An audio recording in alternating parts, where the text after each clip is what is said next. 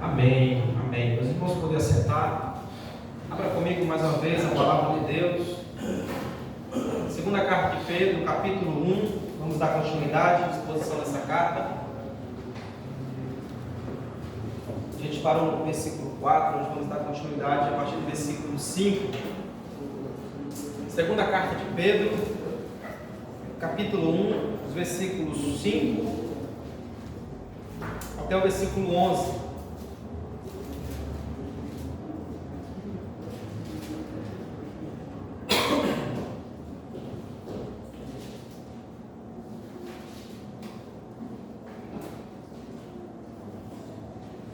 Segunda de Pedro, capítulo 1, do versículo 5 a 11. Ouça com fé a leitura que farei da palavra de Deus. Por isso mesmo, vós, reunindo toda a vossa diligência, associai com a vossa fé a virtude, com a virtude o conhecimento, com o conhecimento o domínio próprio, com o domínio próprio a perseverança, com a perseverança a piedade, com a piedade a fraternidade, com a fraternidade o amor. Porque estas coisas, existindo em vós, e em vós aumentando, fazem com que não sejais nem nativos, nem frutuosos no pleno conhecimento de nosso Senhor Jesus Cristo. Pois aquele a quem estas coisas não estão presentes é cego, vendo só o que está perto, esquecido da purificação dos seus pecados de outrora. Por isso, irmãos, procurai com diligência, cada vez maior, confirmar a vossa vocação e eleição, porquanto procedendo assim, não tropeçareis em tempo algum, pois desta maneira é que vos será amplamente suprida a entrada no reino eterno de nosso Senhor e Salvador Jesus Cristo. Amém? Vamos orar mais uma vez? Senhor Deus, Pai de nosso Senhor Jesus Cristo, reconhecemos a nossa pequenez, debilidade, a nossa dependência do Teu Espírito, Senhor. E rogamos, ó Deus, que o Senhor fale conosco por meio da Tua palavra. Necessitamos da Tua palavra, Senhor, que é o pão a qual alimenta a nossa alma, a nossa vida espiritual. E te rogamos, Senhor, nessa noite, fale conosco, conduza-nos, ó Pai, na Tua verdade, que os nossos corações estejam ensináveis, humildes, para receber a Tua palavra como ela é. Que o Teu Espírito Santo habilite o nosso entendimento, a nossa mente, trazendo iluminação, Pai, desse texto sagrado, para que assim compreendamos a Tua vontade, pois sabemos que ela é perfeita e agradável para nós. É o que eu te peço, Senhor, por fé te agradeço, no bendito nome de Jesus. Amém e amém. Do versículo 1, irmãos, até o versículo 4, Pedro já falou sobre a majestade gloriosa de Deus, que nos chamou pela glória e virtude, por meio das suas grandes e preciosas promessas em Cristo Jesus. Então, por causa do que Deus fez por nós, devemos reunir toda a nossa diligência. E Pedro aqui, do versículo 5 ao versículo 11, ele vai mostrar uma lista na qual nós devemos ser diligentes, no tocante à nossa vida espiritual. Falando sobre essa diligência, Pedro nos fornece uma longa lista dessas a que devemos buscar com diligência. Quando lemos a lista, é impossível não nos lembrarmos da lista apresentada também pelo apóstolo Paulo, principalmente quando ele fala em Gálatas, no capítulo 5, versículo 22 a 23, que é aquilo que conhecemos como fruto do Espírito, que é paz, amor, longanimidade, benignidade, mansidão, domínio próprio. Então, as virtudes geradas pela fé devem se manifestar na vida cristã, na vida do crente. Elas definem para nós a essência da justiça e da espiritualidade verdadeira. Então, o que Pedro vai continuar fazendo, além do que ele já tem feito dos versículos 1 a 4, é continuar fazendo e mostrando a nós o modo como nós devemos ser diligentes em buscar a confirmação da nossa vocação e eleição diante de Deus. Mas, em especial no versículo 5 a 11, ele vai tratar do modo pelo qual nós devemos ser diligentes, produtivos, frutíferos, no tocante às virtudes que são evidenciadas em nós pela fé, que é a mansidão, a perseverança, a bondade, todas aquelas características que ele já havia ensinado também na sua primeira carta, no capítulo 3, que de fato evidenciam em nossas vidas que cremos no Senhor Jesus e de que nós somos os seus discípulos. Evidentemente, nem deveríamos ter de mencionar isso, mas em cada geração, irmãos, de crentes, tem havido tentativas amplas de que de alguma forma as pessoas tentam ignorar essas virtudes que são apresentadas nas Escrituras Sagradas, achando que o crente, na verdade, o que define o crente, assim como muitas igrejas o dizem e apresentam o perfil de um cristão, somente como alguém que não dança, como alguém que não fuma, como alguém que não bebe, como alguém que não vai ao cinema, como alguém que não vai no shopping, quando que na verdade isso é muito fácil de se fazer, porque até o ímpio o faz. É muito fácil deixar de ir ao cinema do que obter um caráter conhecido pela paciência e pela gentileza e bondade. Então devemos ser muito diligentes no nosso esforço de obter as virtudes apresentadas nas Escrituras Sagradas. Nós percebemos que a ideia de santidade na vida dos crentes que as igrejas têm hoje é uma concepção distorcida, onde muitos, por causa do legalismo, de querer e de achar que é a sua boa vontade, é a sua obra que vai fazer com que ele seja aceito diante de Deus, eles diminuem o padrão de santidade que não é conforme as Escrituras, limitando-o somente a não fumar, a não beber, a não roubar. Mas será se de fato esse é o padrão de santidade que as Escrituras nos oferecem? Será se de fato ser crente é só deixar de não fazer determinadas coisas? Será se é só isso que se limita o padrão de santidade que as Escrituras nos mostram? Onde essas virtudes que nos foi dada pela fé quando cremos em Cristo, a bondade, a gentileza, a benignidade de uns para com os outros, é que de fato deveria reinar, irmãos, em nossa convivência, no mundo a qual nós vivemos e nas nossas relações. Então eu pergunto para nós hoje, qual é o nosso padrão de santidade? Qual é o meu? Qual é o seu padrão de santidade? Qual é a concepção que você tem de ser santo? Qual é? É só não beber? É só não fumar?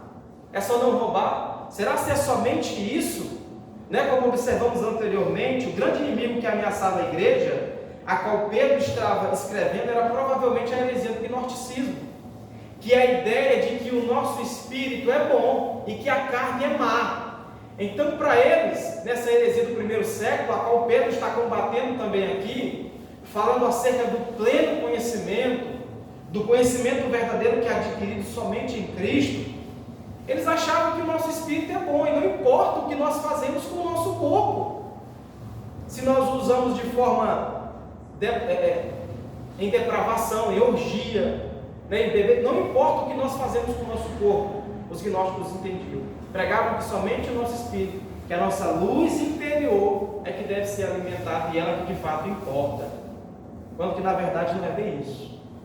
Certamente a primeira coisa que o Evangelho trata em nós é o nosso coração, a nossa corrupção caída do pecado. E nós percebemos que ela só não é presente na carne, mas toda a nossa alma, toda a nossa constituição, ela foi afetada pelo pecado, pela corrupção que recebemos dos nossos pais, de Adão e Eva. Não é isso que vimos sempre em Efésios 2? Onde a palavra de Deus diz que Ele nos deu vida, nós estamos mortos em nossos delitos e pecados, onde literalmente nós estávamos mortos espiritualmente, para tudo que se diz acerca de Deus, da sua palavra, daquilo que é santo. Então os gnósticos alegavam possuir um conhecimento superior dos apóstolos, que os apóstolos chegaram até a ser conhecidos como simplistas, como pessoas ingênuas, com pouca capacidade, por se limitarem somente à revelação que Deus havia dado para eles, a palavra de Deus, por terem como fundamento da sua vida, da sua fé, a palavra de Deus. Então o conhecimento obtido por meio da percepção mística direta, como eles criam, não por meio da reflexão diligente da palavra escrita do Senhor. E ao longo, irmão, de toda a epístola, Pedro chama a nossa atenção de volta para o conhecimento verdadeiro, para a verdadeira gnosis, que significa, a palavra grega que significa conhecimento, que é revelado por Deus e encontrado somente na sua palavra. Então nós não precisamos de êxtases, de buscar, de fazer uma corrente de joelhos se arrastando, como muitos fazem aí no período festivo do Sírio. Nós não precisamos sair amarrados, suando, beijando o pé de santo.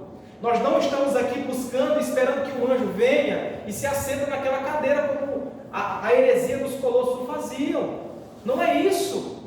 Os cristãos se contentam e são satisfeitos com a revelação que já nos foi dada. Que revelação é essa? A palavra de Deus, a palavra do Senhor. Nós não servimos a Deus e buscamos ter uma vida sobrenatural para que o céu se abra. Eu não preciso, para crer em Deus, que o céu se abra e um anjo venha me dizer que eu preciso crer em Cristo. Não, já nos foi dado como instrumento válido, como instrumento primário, a palavra de Deus. E o Espírito Santo de Deus, irmãos, ele não opera a parte da palavra. O Espírito Santo de Deus só opera pela palavra. Ele só nos instrui pela palavra, nos capacita pela palavra, nos conforta pela palavra. Os crentes não precisam de experiências místicas, de um anjo descer, né, de que uma pena do anjo apareça, como muitos têm pregado. Não é bem isso que se resume a fé dos cristãos. Nós partimos do princípio do só da Escritura, de que somente as Escrituras ela é suficiente para a igreja, para o povo de Deus. E ela é de onde flui todo o conhecimento verdadeiro que necessitamos para viver nesse mundo mau, para vivermos de modo agradável diante de Deus. Então, por isso que muitos crentes, irmãos, na igreja, vivem frustrados, vivem decepcionados com Deus e com a fé. Por quê? Para ele, por causa dessas pregações místicas, para ele teria que ter algo a mais. Teria que ter algo a mais. Só a palavra é muito muito simples. Interessante, irmãos, que isso é uma influência gnóstica. Isso é uma heresia que não é nova, mas que é antiga. Desde o primeiro século já havia isso no seio da igreja. Então, o crente verdadeiro, que tem um conhecimento verdadeiro, ele diz como salmista: eu amo a tua lei, eu amo a tua palavra, eu medito nela dia e noite. O meu prazer, a minha alma não vive sem a meditação na tua palavra, sem o conhecimento da tua palavra. Então nós não precisamos, como eles pregavam, assim, de uma experiência extraordinária, nada desse tipo. Nós já temos tudo aquilo que necessitamos para viver a vida cristã, que é a Bíblia Sagrada, os 66 livros contidos no livro santo de Deus. E Pedro diz que aqueles que possuem tais virtudes, que ele vai denominar a partir do versículo 5, não serão estéreis, inférteis no conhecimento do nosso Senhor Jesus Cristo. Pedro vai ensinar para nós aqui, a partir do versículo 5, que esses que possuíram essas virtudes por meio da fé em Cristo, onde ele diz no versículo 5: reunindo assim toda a vossa diligência, associando com a fé a virtude, e com a virtude o conhecimento, e com o conhecimento o domínio próprio, e com o domínio próprio a perseverança, e com a perseverança a piedade, com a piedade a fraternidade, com a fraternidade o amor. Pedro está mostrando aqui as virtudes que são presentes num coração que creu em Cristo verdadeiramente, que recebeu o verdadeiro conhecimento de Deus, que entendeu de fato quem é Jesus, o que é o Evangelho. E ele diz que esse conhecimento que foi dado a nós, ele não é infrutífero. Pelo contrário, ele é frutífero em nossas vidas. Ele vai nos conduzir, por meio desse conhecimento verdadeiro, ao domínio próprio, à perseverança, e a perseverança à piedade. Ele não vive uma vida infrutífera, porque o conhecimento que nos foi dado em Cristo, ele faz com que nós tenhamos muito frutos na presença do Senhor. Então não adianta dizer como os gnósticos: eu já conheço tudo, eu já entendo tudo.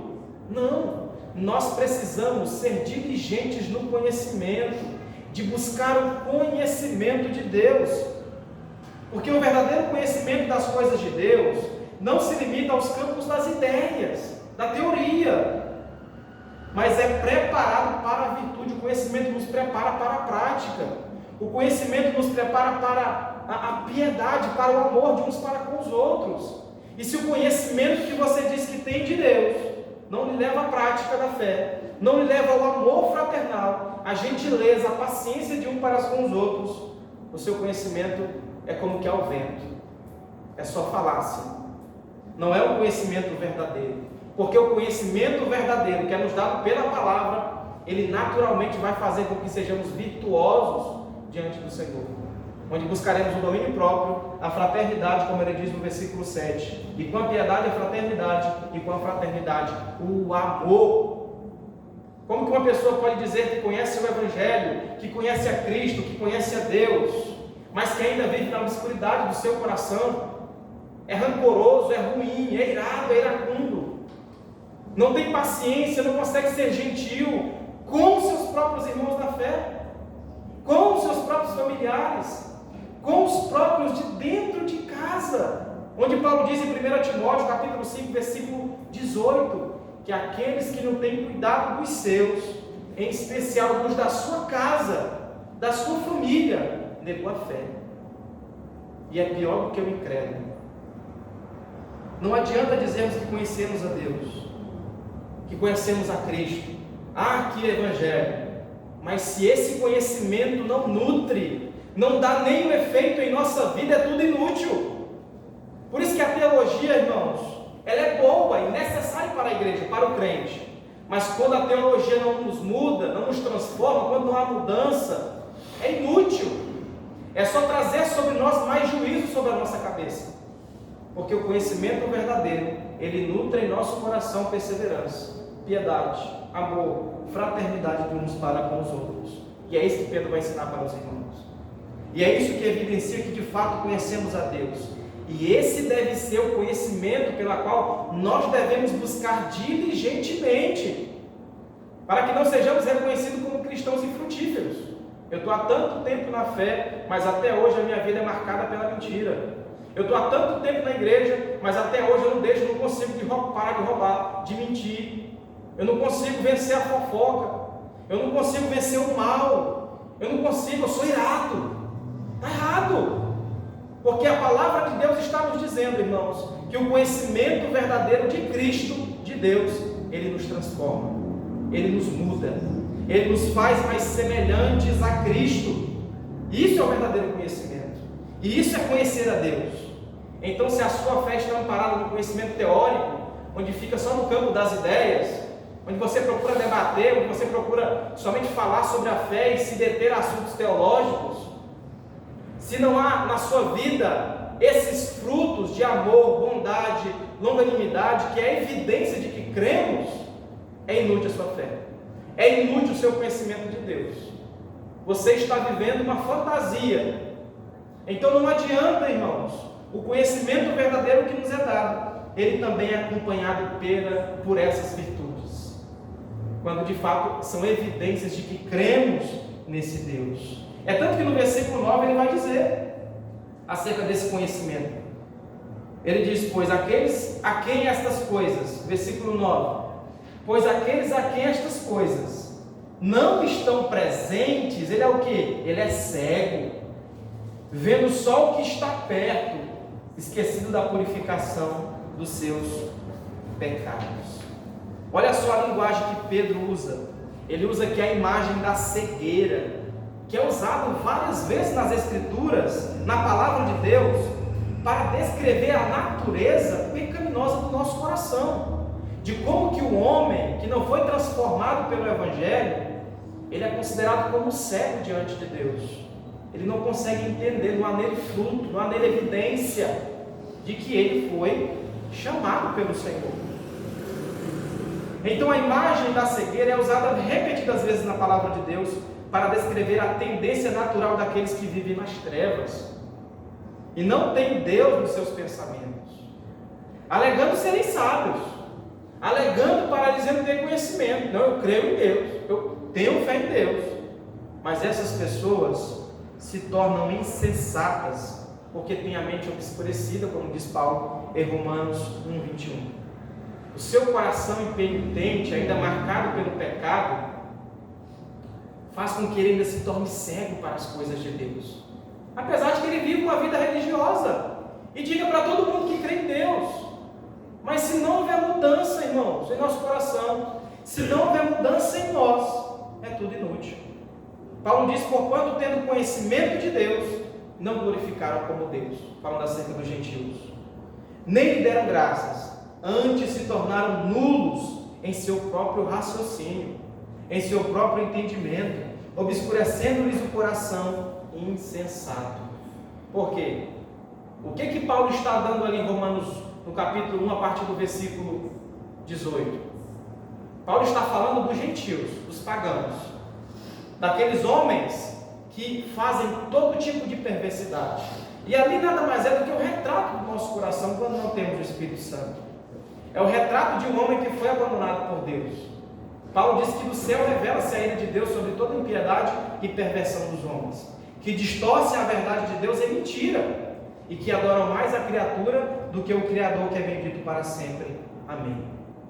Então ele mostra o retrato de um coração insensato, de um coração obscurecido pelas trevas do pecado, onde ele alega ter o conhecimento de Deus, mas na sua vida não se evidencia que ele tem esse conhecimento, porque ainda ele é rancoroso, ele não consegue ter paz, ele não consegue ter comunhão com os irmãos. Isso é um sinal de que ainda está na carne, de que ainda o seu amor, o seu coração não foi inflamado pelo Evangelho, pelo amor de Cristo. Em 1 João 2,6 diz que nós devemos andar como Cristo andou, e alguém só anda como Cristo andou quando ele tem o conhecimento verdadeiro de Deus. Então muitas pessoas hoje são cegas para as coisas de Deus. Sabemos que são cegas porque a vida delas é estéril, não há fruto. quanto ao fruto do Espírito e quanto às virtudes que Pedro menciona aqui. No entanto, Pedro direciona sua crítica não aos pagãos, não aos descrentes, mas aos crentes. Pedro está escrevendo essa carta aqui, irmão, não é para ímpio, é para crente, para aqueles que diziam crer em Jesus, que professavam a fé em Jesus, que podem se tornar cegos, porque se esquecem de que foram purificados dos seus pecados. A gente percebe que Davi entendeu essa tendência do esquecimento, da purificação dos pecados, como Pedro diz no versículo 9, e ele escreve no Salmo 103, versículo 2: bendize, ó minha alma, ao Senhor, e não te esqueças de nenhum só de seus benefícios. Bendize, ó minha alma, ao Senhor, pelaquilo que Ele fez por mim, por Ele ter me comprado, por Ele ter me purificado dos meus pecados. Então aquele que tem um verdadeiro conhecimento de Deus, ele se recorda, né? Ele chacoalha a alma dele, ele diz: ó, bendize a minha alma, bendize ao Senhor, por todos os benefícios que Ele tem feito a ti, a nós.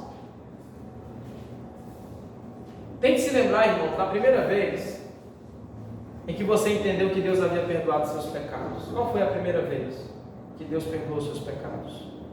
Lembre-se do que isso fez por você, do que o Senhor fez por você, da liberdade que trouxe para a sua alma quando Deus perdoou seus pecados, da paz que se apoderou da sua mente e da alegria que seu coração sentiu. Então, o coração que foi perdoado por Deus, ele sente isso. A paz que excede todo o entendimento nos apodera, porque agora nós somos templo e morada do Espírito Santo de Deus. Você percebe que nós não podemos servir a dois senhores? Jesus fala muito sobre isso. Ele fala sobre o dinheiro, mas existem vários outros deuses. Num templo, num local só, não pode habitar Satanás e Deus. Não pode. Não pode haver julgo desigual entre o povo de Deus. Paulo diz em 2 Coríntios capítulo 6: não andeis em julgo desigual com os infiéis. Porque que sociedade há entre a luz e as trevas? Ou que concórdia há entre Cristo e Belial? Não tem como. Não tem como andar junto luz com trevas. Ou somos luz, ou somos trevas. E esse filtro é nos dado pelas Escrituras. Quando temos um coração perdoado por Deus e quando essas virtudes são presentes em nós. Quando você consegue perdoar, quando você consegue ser paciente, quando você busca diligentemente esses frutos que o Espírito Santo dão para nós: o amor, a paz, longanimidade, benignidade, mansidão, domínio próprio. Ah, irmão Mateus, eu não consigo me controlar. Se vir, eu quebro o nariz dele. Não é bem assim, irmãos. Isso não caracteriza o crente. Isso não caracteriza um servo de Deus. Irmãos, e quantos que ainda vivem no esquecimento do que eles são? É a tal da perca da identidade. Muitos, por servirem a Cristo por anos, vivem na mesmice e se esquecem, como Pedro diz, de quê? Se tornam esquecidos da purificação dos seus pecados de outrora e já perderam a sua identidade com Cristo. Será? Será se eles se esqueceram do que o Senhor fez por ele? Nós devemos, assim como o salmista, irmãos, dizer para nós, para a nossa alma, diante de Deus: bendize a minha alma ao Senhor, para que ela não se esqueça de nenhum dos seus benefícios. Então não há como em nosso coração, em nossa vida, haver luz e trevas. Não tem como. No entanto, é muito fácil, irmãos, esquecer que Deus nos perdoou e que Ele nos purificou em Cristo, porque o nosso coração naturalmente às vezes é enganado para isso. Mas o crente que tem o conhecimento de Deus, ele pode até cair, não é direto, porque o crente não é marcado pelo pecado. A vida do crente não é marcada pela impiedade, pela perversão. Vai ter momentos em que nós vamos fraquejar, mas isso não evidencia, não é evidente na vida do crente. Ele está direto na mesma. Isso não é evidência. Isso é evidência de que o caráter não foi transformado. Isso não é santidade. Santidade é ter um coração manso e humilde como o de Cristo. É buscar viver como Cristo viveu. É buscar em nossa vida dar toda a glória a Deus. É sermos tolerantes. É sermos relevantes uns com os outros. É termos amor de uns para com os outros. Assim como Cristo também nos amou. E como facilmente, irmão, nos esquecemos de quem somos. Martinho Lutero, ele fala algo bem interessante. Ele diz que todas as vezes que você, quando acordar pela manhã, ao lavar o teu rosto, te lembra do teu batismo. Lembra de quem você é. Você é crente, você é cristão. Você é servo de Deus, serva de Deus. Lembremos-nos de quem somos, da nossa identidade. Diligentes no conhecimento acerca de Deus, acerca de Cristo. E Pedro vai continuar a partir do versículo 10, para que sejamos diligentes na confirmação da nossa vocação e eleição. O que é bem isso? Leamos o versículo 10. Pedro diz assim: por isso, irmãos, ou seja, por isso, por causa disso, para que vocês não se esqueçam da purificação do pecado de vocês, para que sejam evidentes essas virtudes na vida de vocês. Por isso, irmãos, procurai com diligência cada vez maior confirmar a vocação e eleição. Porquanto, procedendo assim, não tropeçareis em tempo algum, buscando diligentemente o que? A nossa vocação, a nossa eleição em Cristo. Na sua conclusão dessas observações, Pedro menciona aqui um ensino importante, encharcado de uma teologia bíblica, sólida, onde ele diz: por isso, irmãos, procurai com diligência cada vez maior confirmar a vossa vocação e eleição, porquanto, procedendo assim, não tropeçareis em tempo algum. E Pedro já conclamou aos cristãos a serem diligentes, nos versículos anteriores, a serem produtivos e cuidadosos ao acrescentarem virtude à fé. Com o quê? Com perseverança, bondade e amor fraternal, para que não sejais estéreis ou infrutíferos. No entanto, ele quer que os cristãos sejam ainda mais diligentes. Ele já disse que nós devemos ser diligentes em buscar essas virtudes, em sermos amorosos, em sermos perseverantes, em crescermos em piedade e amor de uns para com os outros. Mas ele se detém aqui no versículo 10 em outra diligência, na qual deve também tomar um lugar no nosso coração. No entanto, ele quer que os cristãos sejam mais diligentes em relação a algo mais, há uma prioridade maior, e essa é a doutrina da eleição, no que diz respeito à sua própria pessoa, à nossa pessoa. A pergunta mais importante que você precisa responder durante toda a sua vida, irmãos, em que nós peregrinamos sobre este mundo, é se estou entre os eleitos de Deus, é se eu sou salvo, é se de fato eu estou entre aqueles que vão habitar na eternidade.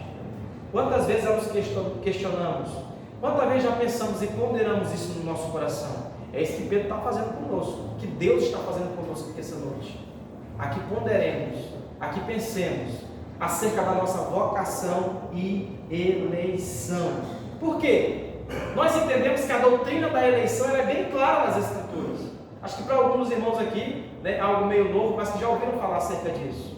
Nós entendemos aquilo que Paulo diz em Romanos 8, 28 a 30, que aqueles a quem Deus antes predestinou, esses também chamou, e aos que chamou, esses também santificou, para serem conformes à imagem de seu Filho. Nós entendemos na doutrina da eleição, que é o decreto eletivo de Deus em eleger pecadores, porque nós todos estávamos destinados ao inferno. E o que é a doutrina da eleição? Deus escolheu alguns para si. Por isso que Jesus vai dizer para os seus discípulos: não foi vocês que me escolheram, não foi vocês, foi eu que escolhi vocês. Então a eleição parte de Deus, por meio de Cristo. A doutrina da eleição é inegável nas Escrituras.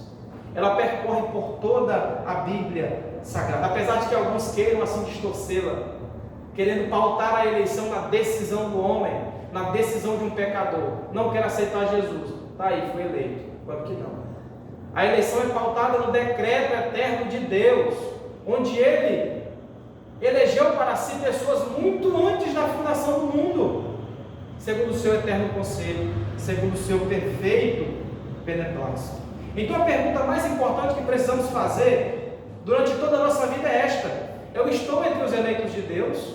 Eu sou verdadeiramente salvo? Pedro está me chamando para isso, para sermos diligentes no tocante à nossa vocação, a colocarmos em prova se de fato somos eleitos por Deus. Porque muitos crentes calvinistas, eles têm uma tendência pecaminosa por causa do orgulho de se apoiarem na doutrina da eleição e viverem uma vida de pecado e acharem que estão salvos. Quando que na verdade não é bem assim. Deus já me escolheu muito antes de todas as coisas, eu vou cruzar meus braços, eu vou para o céu e acabou-se. Esse não é o entendimento bíblico acerca da eleição. Por isso que Pedro está dizendo para sermos diligentes quanto à nossa vocação e eleição. E eu quero destacar aqui 4 tipos de pessoas e o que elas dizem acerca da salvação, da certeza da salvação. Número 1, as pessoas não são salvas, pessoas não salvas que sabem que não são salvas. Tem pessoas que aparentam e que acham que não são salvas. Por quê? Ela tem tanto senso do pecado nela, o Espírito Santo deu tanto senso do pecado na sua alma, que ela não tem como Deus me salvar. É impossível. E isso é uma das evidências da eleição, de alguém que é salvo. Então vai haver momentos em que vamos achar que não somos salvos. Será se realmente sou salvo? Vai ter momentos que vamos ser diligentes, tocarmos em nós mesmos e beliscar nós mesmos. Será se realmente eu vou para o céu? Será se realmente eu estou entre os eleitos de Deus? Aqueles que morarão com o Senhor para todo sempre? E esses que dizem que não são, na verdade, que não sabem que são, muitas vezes o são. Segundo, há pessoas que são salvas e que não têm certeza de que são salvas. Muitas vezes a nossa salvação não está pautada na plena convicção da certeza, porque às vezes Deus manda a dúvida para a confirmação dessa vocação em nosso coração, para que Deus confirme por meio disso que nós somos seus filhos, de que nós somos os seus eleitos. E há pessoas que não são salvas e que dizem que têm certeza da salvação. Muitos não são salvos, mas eu sou salvo sim. Por que eu sou salvo? Eu vou para a igreja, eu dou o dízimo, eu participo da igreja, né? Muitos nem participam, muitos nem vão à igreja, muitos nem contribuem com a igreja, mas dizem: eu sou salvo, eu vou para o céu, eu creio em Deus, eu tenho certeza de que se eu morrer agora, eu estarei no céu, a minha vaga está garantida, quando que na verdade não. Ele deve estar vivendo uma falsidade, uma falsa fé. E há isso, irmãos, em vários corações, em várias pessoas.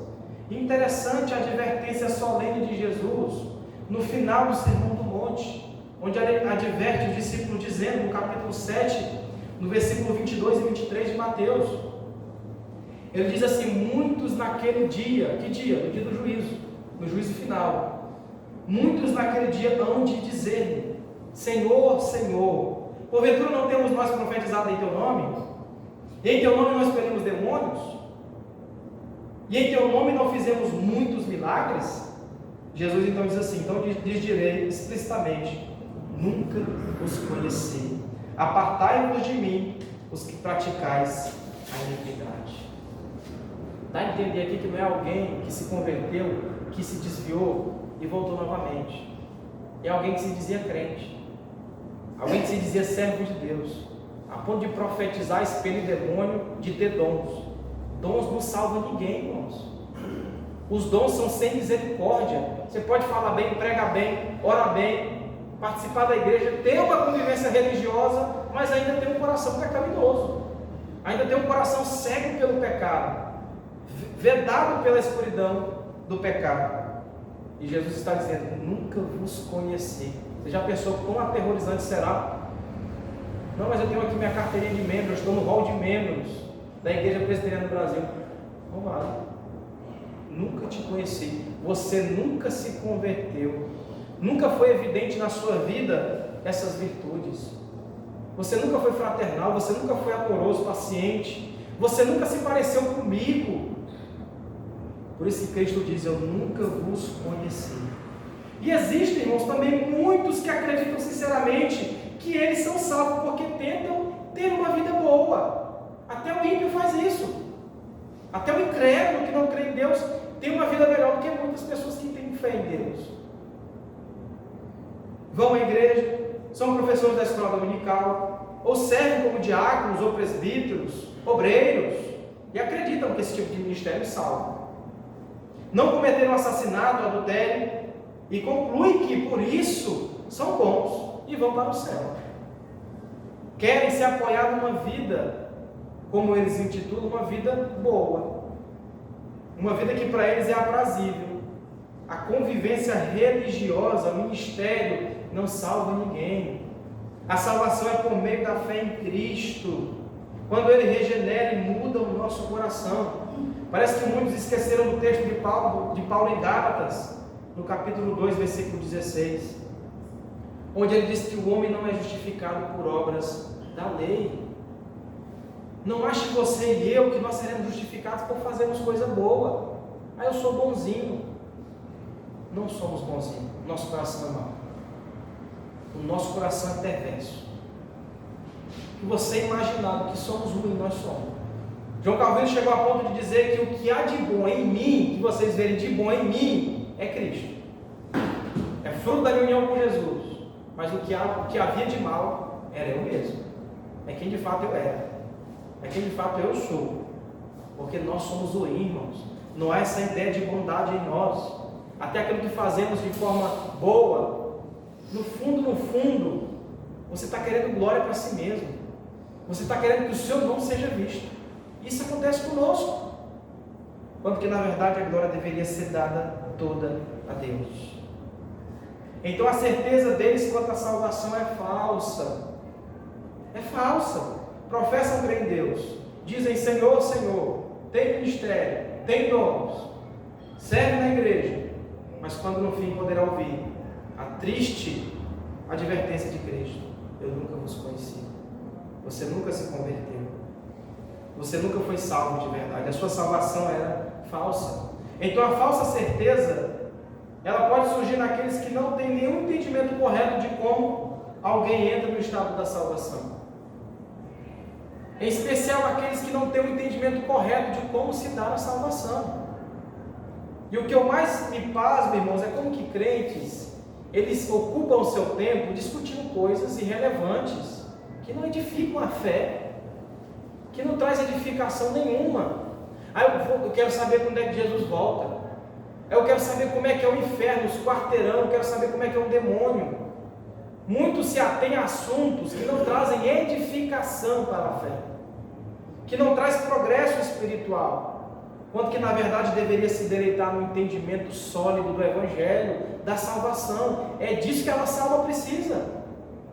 E nós seremos diligentes nisso, em buscarmos na palavra de Deus, mediante o plumo que ela nos dá, se de fato nós somos convertidos, se somos eleitos diante de Deus. Então muitos têm uma falsa certeza. E a falsa certeza, ela ainda pode residir também naqueles que apontam para um momento no passado em que foram à frente, assinaram um cartão de compromisso e fizeram a oração do pecador, né? Onde a gente era muito comum naquelas vigílias, naqueles encontros evangelísticos, onde muitas pessoas levantaram a sua mão: eu quero aceitar Jesus, mas na verdade nunca foi salvo. E muitos se gabam disso, achando que a certeza da sua salvação está nisso, quando que não. Eu acho que todos os irmãos aqui conhecem Billy Graham, o grande pregador dos Estados Unidos, evangelista, que foi um dos maiores pregadores de todos os tempos.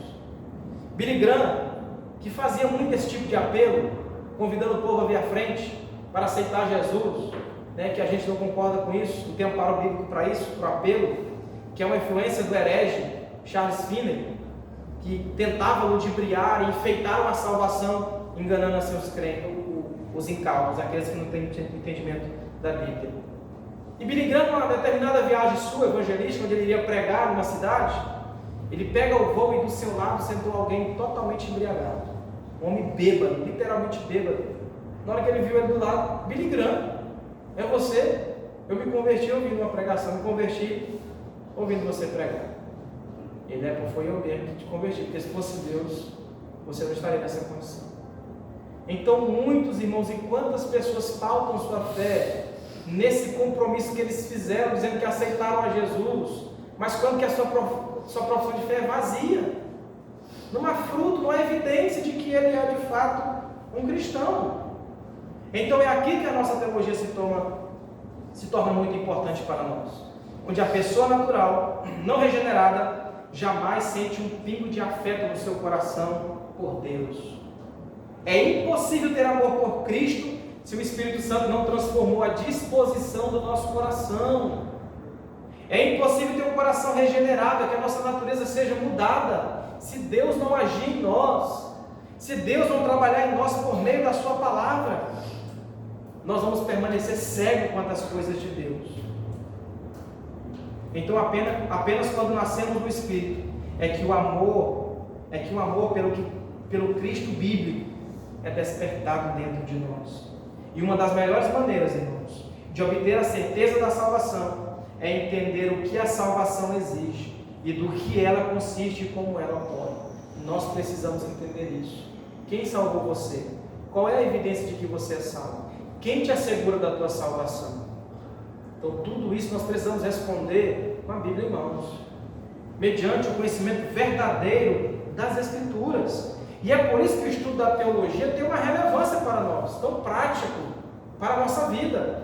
Por isso que eu e você devemos ser constantemente expostos à pregação do Evangelho, ao estudo bíblico da Palavra de Deus, para que possamos assim ser diligentes quanto à nossa vocação e eleição. Vamos aqui finalizar, versículo 11, leamos, onde vamos aqui ver todo o suprimento abundante que necessitamos para essa confirmação. Pois desta maneira, ou seja, buscando, sendo diligente na vocação no tocante à eleição, dessa maneira que vos será amplamente suprida a entrada no reino eterno de nosso Senhor e Salvador Jesus Cristo. Pedro diz que se você fizer essas coisas, ou seja, se você for diligente em confirmar sua vocação e sua eleição, você não vai tropeçar. Você não vai tropeçar, você não vai ser achado trôpego ou tropeçando, pois desta maneira é que vos será amplamente suprida a entrada de vocês no reino eterno de nosso Senhor e Salvador Jesus Cristo. A regeneração, o novo nascimento, tudo parte, irmãos, e todo o suprimento que temos em Cristo, ela parte do novo nascimento. A regeneração, ela é monergista. O que é isso? Vocês lembram quando Jesus disse para Nicodemos, no capítulo 3 de João, versículo 3, que aquele que não nascer de novo não pode entrar no reino de Deus? Isso é nascer de novo, isso é novo nascimento. Toda a nossa vida espiritual está fundamentada nisso. O baldrame, o fundamento da nossa fé está na regeneração que nos foi dada em Cristo, quando o nosso coração foi transformado. E essa obra quem faz em nós é o Espírito Santo, é Deus. Você não pode dar uma ajudinha para Deus nisso, porque ela é monergista, significa que ela não é um esforço conjunto entre você e Deus, mas a partir do momento em que Deus faz com que nós nasçamos de novo, em que o nosso velho homem seja mortificado, aí sim, nós somos sinergistas. Significa que nós cooperamos sim com Deus, que nós caminhamos sim com Deus no tocante à responsabilidade da nossa salvação. É aquilo que Paulo vai dizer em Filipenses 12 e 13. Desenvolvei a vossa salvação com temor e tremor, porque Deus é quem efetua em vós, tanto o querer quanto o realizar segundo a sua boa vontade. Nós procuramos desenvolver a salvação. Salvação essa que Deus já iniciou, que o próprio Deus já havia iniciado em nosso coração. Então alguém só pode ser encontrado praticante da fé, essas virtudes evidentes em sua vida, somente naqueles que foram nascidos de novo, que foram regenerados por Deus. E aí sim entra o modo pela qual nós vamos assim desenvolver a nossa salvação. É onde entra a responsabilidade do homem ser santo e obedecer a Deus, em viver para a glória de Deus. E aqueles que argumentam, irmão, contra a eleição e a predestinação, eles ignoram a doçura dessas doutrinas. Saber que o seu destino final está nas mãos de Deus é de grande valor para a vida cristã. Nós não cremos que alguém pode perder a salvação. Nós não cremos que alguém que foi salvo de verdade, comprado e lavado pelo sangue de Cristo, ele não pode se perder. Ele não pode. Ele pode até andar por um período de ignorância, mas Deus o traz novamente. senão a palavra do Senhor seria mentirosa. Porque Filipenses 1,6 diz que aquele que começou a boa obra, em vós, ele é fiel para completar até o dia de Cristo. E qual a evidência de que Deus iniciou essa boa obra? De que eu tenho essa segurança final em Cristo? É de que nós estamos procurando viver diligentemente segundo a vontade de Deus. Isso é uma das confirmações de que nós somos eleitos.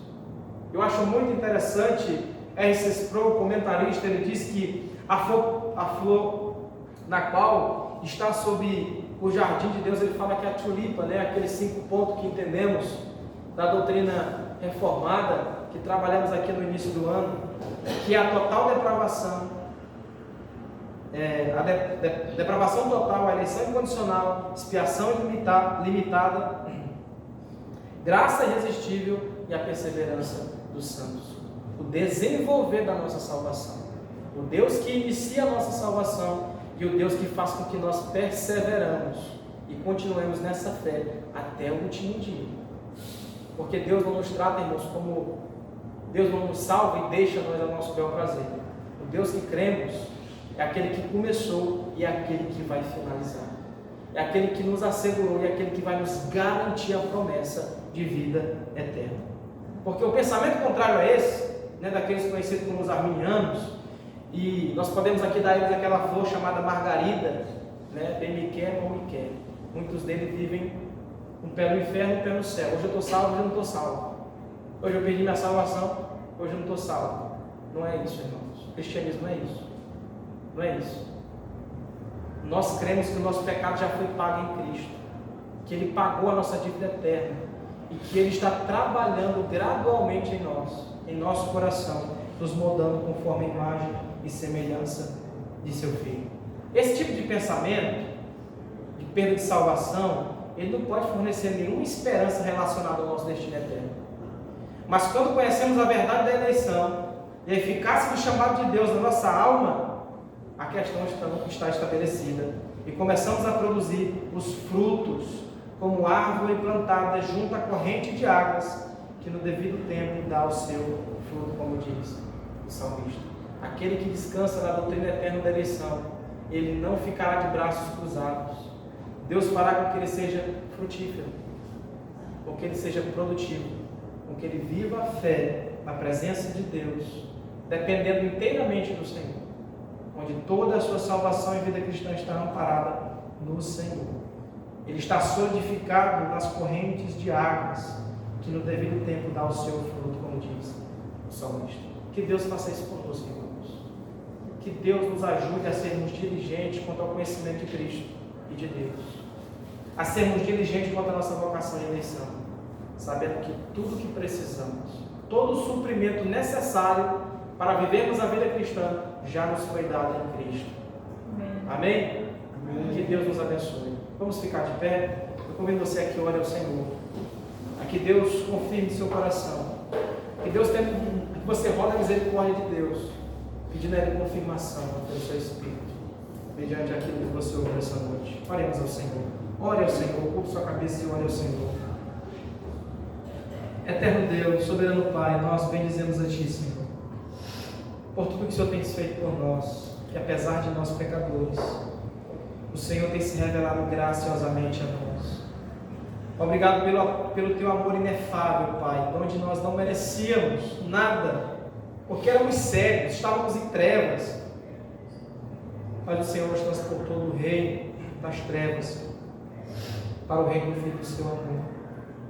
Oh, Pai, que assim, ó Deus, esteja confirmado em nós possamos assim, Pai, termos a certeza de que o Senhor nos salvou, nos comprou, nos confirmou, de que o Senhor está cuidando de cada um de nós, está fazendo com que nós sejamos perseverantes, que essas virtudes sejam verdadeiras em nós, sejamos amorosos, fraternalmente humildes, sejamos amorosos uns com os outros, Pai, crescendo em piedade e amor de uns para com os outros. Eu te peço, Pai, nos abençoe nessa noite, cada um, Pai, esteve aqui presente. Aqueles que não vieram, o Senhor sabe o motivo. Tem misericórdia, Pai, dos teus servos. Aquele que está desanimado, aquele que está aflito, fraco, ajude cada um, Pai, segundo a sua necessidade. Os enfermos também, Pai, tem compaixão. E eu te peço, ó Deus, abençoe também a família dessa semana, nossa irmã Fernanda, seus filhos, tem misericórdia dela, Pai. Fortalece-a na fé, dê graça a ela, ó Deus, para que assim volte a firmar os seus passos no Senhor. Ajude-a com graça, Senhor, eu te peço. E agora levamos em paz para os nossos lares e conduza-nos, Senhor, a que vivamos nesse mundo, Pai. Ao finalizar a liturgia de culto, vivamos a liturgia da vida lá fora no mundo, para que o Teu nome seja glorificado, Senhor. Dá-nos uma semana abençoada, Senhor, na Tua presença. Que não sejamos crentes infrutíferos, mas frutíferos, que evidenciam a graça do Senhor, a bondade do Senhor sobre nós. Leva-nos em paz para os nossos lares e ser conosco, Pai, é o que eu te peço. E por fé eu te agradeço, vendo por fé, no bendito nome de Jesus. E todos dizem Amém. Amém. Poder assentar, estamos assim, está assim finalizado o culto do Senhor. Darei alguns rápidos avisos para os irmãos.